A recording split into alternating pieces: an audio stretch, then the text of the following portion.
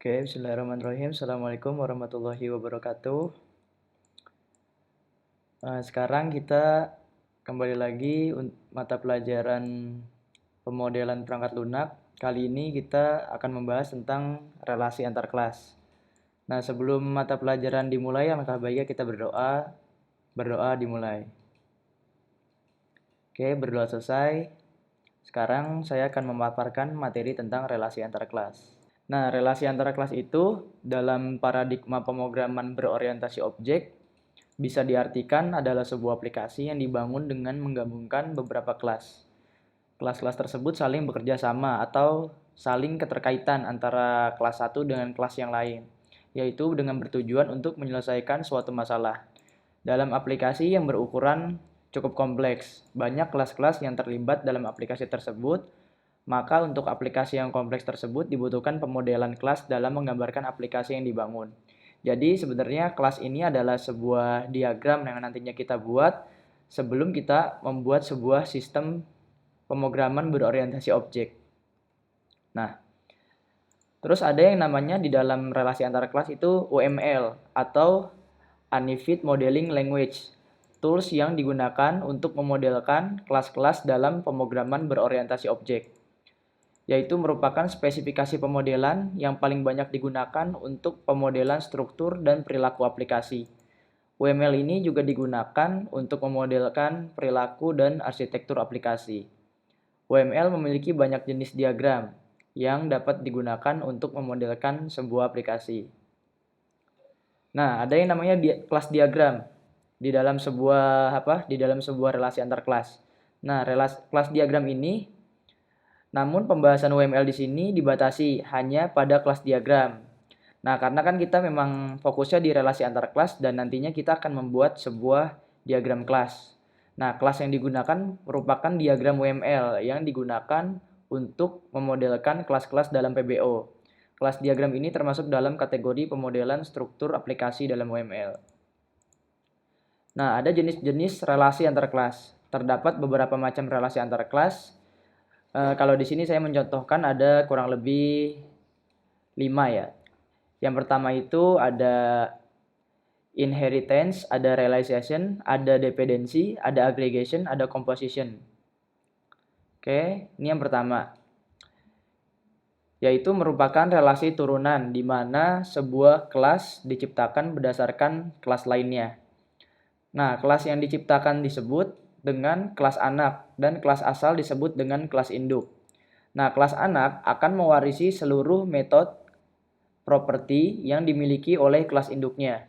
Pembahasan tentang inheritance ini telah dibahas pada pertemuan sebelumnya. Nah, simbol UML untuk relasi inheritance dapat dilihat pada gambar berikut ini. Nah, pada gambar tersebut kelas sedan merupakan turunan dari kelas mobil. Nah, ini contohnya ya. Jadi, relasi turunan sering juga disebut dengan relasi relasi ISA atau sedan turunan dari mobil. Jadi kan mobil ini intinya. Jadi turunannya yaitu mobil sedan. Mobil sedan bagian dari mobil.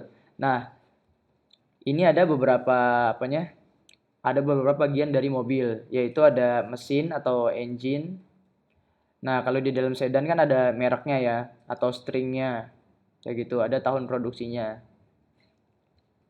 Nah, yang kedua adalah realization, merupakan relasi yang terjadi akibat implementasi dari interface. Dalam relasi realization, sebuah kelas yang mengimplementasikan interface tertentu harus mendefinisikan atau mengimplementasikan seluruh metode yang dideklarasikan dalam interface. Pembahasan tentang interface telah dibahas pada pembahasan sebelumnya. Nah, seperti ini sebuah interface. Sebuah interface engine. Nah, di bawahnya turunannya yaitu sebuah engine. Seperti ini ya. Nah, lalu ada aggregation. Relasi antar dua objek dengan mengatakan bahwa satu objek memiliki atau mengandung atau berisi objek lainnya. Relasi aggregation sering juga disebut dengan relasi HSA. Mobil memiliki mesin, rumah memiliki dapur, fakultas memiliki jurusan. Ini adalah contoh dari sebuah aggregation turunannya ya. Mobil sudah pasti memiliki mesin, rumah memiliki dapur, fakultas terdiri dari beberapa jurusan. Nah, seperti ini aggregation. Jadi turunan dari sebuah kelas agregat, yaitu di sini ada kelas penyusun. Biasanya disimbolkan seperti ini. Ada seperti apa? Seperti belah ketupat gitu ya. Nah, ini contohnya lagi. Ini contoh isi programnya ya, antara kelas engine, ada kelas mobil, terus ada kelas program. Oke. Nah, ini juga ada kelas wajah, kelas segitiga, kelas lingkaran. Yang atas ini kita gambarkan sebagai sebuah diagramnya. Saling keterkaitan antara wajah, lingkaran, segitiga, titik, seperti ini. Nah, lalu selanjutnya ada asosiasi. Bagaimana relasi yang terjadi antara objek dosen dengan mata kuliah. Kedua, bagaimana relasi yang terjadi antara objek mahasiswa dengan mata kuliah.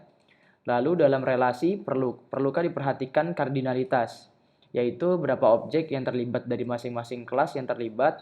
Lalu apakah relasi tersebut bersifat wajib atau opsional. Nah, menyatakan suatu hubungan struktural atau antar objek yang menggambarkan objek dari suatu kelas dihubungkan ke objek dari kelas lain. Menunjukkan variabel dalam suatu kelas yang menyimpan rujukan bertipe kelas lain. Nah, seperti ini contohnya kardinalitas ya. Jadi dosen itu mengampu sebuah mata kuliah. Kalau di sini juga bisa kita analogikan seorang guru mengampu sebuah mata pelajaran. Itu sama saja.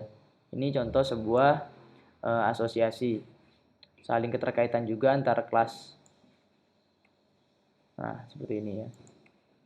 Nah, lalu kemudian ada dependensi, yaitu merupakan relasi antar kelas di mana satu kelas itu membutuhkan atau tergantung kepada kelas lainnya. Jadi ketergantungan antara kelas satu dengan kelas lainnya, tapi ketergantungan tersebut tidak timbal balik. Misal suatu kelas A bergantung pada kelas B. Jika kelas B mengalami sebuah perubahan, maka kelas A akan terkena dampak perubahan tersebut. Nah, relasi dependensi ini digambarkan dengan panah yang dari satu kelas ke kelas lainnya. Arah panah menunjukkan kelas yang dibutuhkan. Oke, seperti ini ya contohnya ya. Jadi seperti ada titik-titik garis tapi agak kepisah-pisah simbol garisnya. Jadi makanya tadi di sini dikatakan tapi ketergantungan tersebut tidak timbal balik.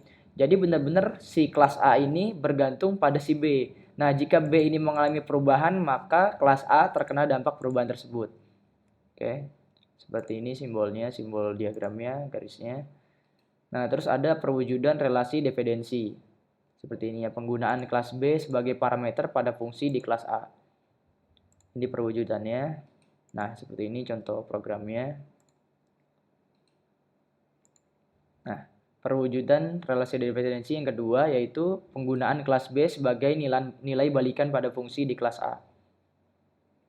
Oke, seperti ini contoh programnya. Oke, ini yang ketiga yaitu penggunaan kelas B sebagai variabel lokal pada fungsi di kelas A. Nah, ini contoh ininya, programnya.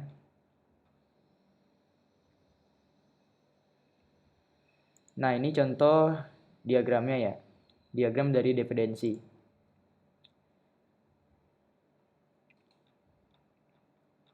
Lalu selanjutnya ada composition. Nah, composition ini merupakan relasi yang lebih spesifik dari aggregation atau strong aggregation.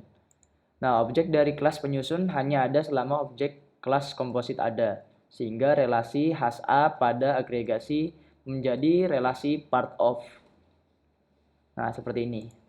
Jadi seperti aggregation, tapi ini lebih ke ini strong aggregation. Jadi agak tebal dia ininya simbolnya. Antara kelas komposit dengan kelas penyusun ini benar-benar hampir mirip dengan aggregation, tapi dia strong aggregation. Nah, seperti ini contoh diagramnya, dan di bawah ini ada contoh programnya. Lalu ada notasi di dalam UML kelas diagram. Nah, ini Notasi itu yang tadi ya, beberapa simbol yang menghubungkan antara kelas 1 dengan kelas yang lainnya. Ini simbol-simbolnya, notasinya. Nah, oke. Sekian dari saya. Jika ada kekurangan mohon dimaafkan. Wassalamualaikum warahmatullahi wabarakatuh.